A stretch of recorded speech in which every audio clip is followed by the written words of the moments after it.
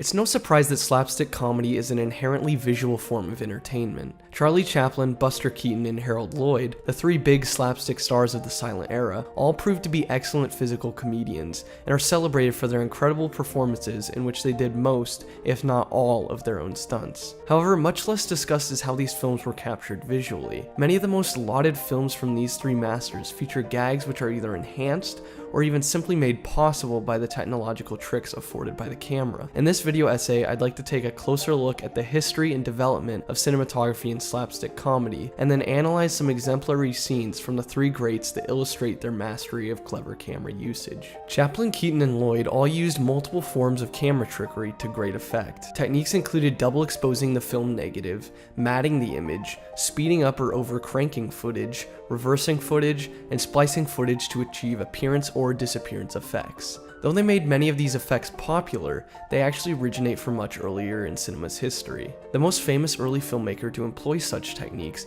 was the French illusionist Georges Méliès. In fact, his short film entitled The Man with the Rubber Head is based entirely upon one of these effects. To get the head to look like it was expanding, Méliès cleverly combined the use of a double exposure with a zoom. Eventually, the head explodes, and it disappears with a splice masked by a cloud of smoke. Similarly, his most famous film, A Trip to the Moon, which is often lauded for its ambitious set design and hand-tinted color, also employed many of the same camera and editing effects. However, whereas Méliès was making surrealistic, narrative-driven films, frequently cited as critical to the early development of the science fiction genre, slapstick filmmakers had a very different set of goals. Much of the earlier material was derived from the tradition of vaudeville, which consisted of comedic stage acts. Considering this strong connection, many early slapstick comedies were shot like a stage show, often in long, wide-angle takes with little cutting or camera movement. In fact, many of the earliest of these films, including the Lumiere brothers' film from 1895, entitled The Sprinkler Sprinkled, were shot in only one take,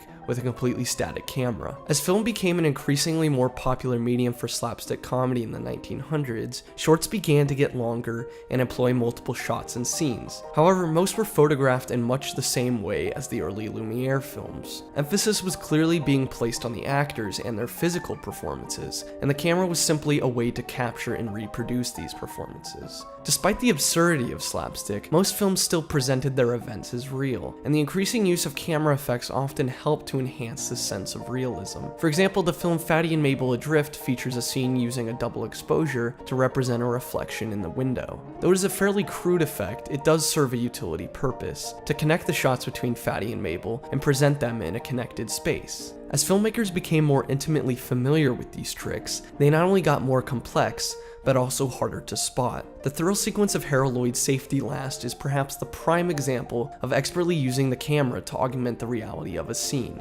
Even on release, the film generated quite the buzz in the industry, and many wondered how Lloyd was able to achieve such realistic shots. Lloyd was very smart and kept his methods closely guarded secrets, not even allowing for production stills to be taken. Photos in magazines, such as this issue of Photoplay, had to be taken directly from the film because of this. The accompanying article debunks rumors of double exposures and trick cameras, however it does very little to uncover how it was actually done. In this case, the shot was achieved mostly for real. Lloyd gives a very entertaining and convincing performance, and did indeed dangle from the hand of a clock, but it was actually done on a one-story facade built on top of a roof, rather than 14 stories up above the bustling LA streets. The facade was constructed near the edge of the building, facing inwards toward the roof, allowing a place for Lloyd to land in case he slipped. The camera was carefully angled and placed on a scaffolding so that the facade seemed to line up with the other buildings in the background. Interspersed with this footage were wide-angle shots of a stunt double scaling the real thing, which helped to sell the effect even more. While Lloyd is likely the best remembered of the three greats for his realistic camera effects, both Chaplin and Keaton also regularly employed similar effects. Take for example this scene in the film Modern Times, where Chaplin roller skates blindly in a department store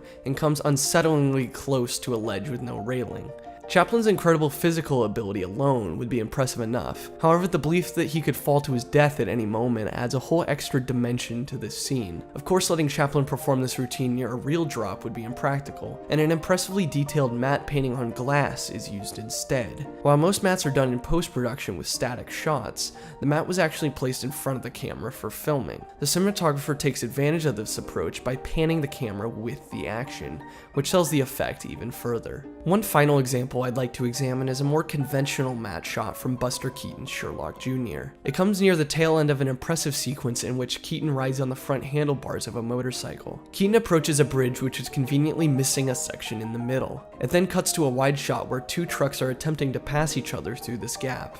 As the two trucks drive alongside one another, we see Keaton on motorcycle pass over both without a hitch. Like the previous examples, it's clear why they wouldn't attempt such a shot for real, so in this case they filmed the two parts of the frame separately. This was achieved by matting off part of the frame and shooting one portion, and then the other. The result is a simple, but almost seamless effect. Of course, this isn't to say that effects were only used to enhance realism. Many of these films feature effects that make little to no narrative sense, or are simply there for comedic value. Other scenes may be reflecting a subjective point of view, such as the dream sequence in Sherlock Jr., or the drunken vision of Lloyd's character in High and Dizzy, among numerous other examples. Slapstick film is a wildly creative medium, and these masters were utilizing these effects in all sorts of inventive ways. With that said though, it seems that they took the most pleasure in fooling the audience into believing their crazy scenarios were real. And these scenes exemplify not only how skilled and gifted they were as performers, but also as filmmakers.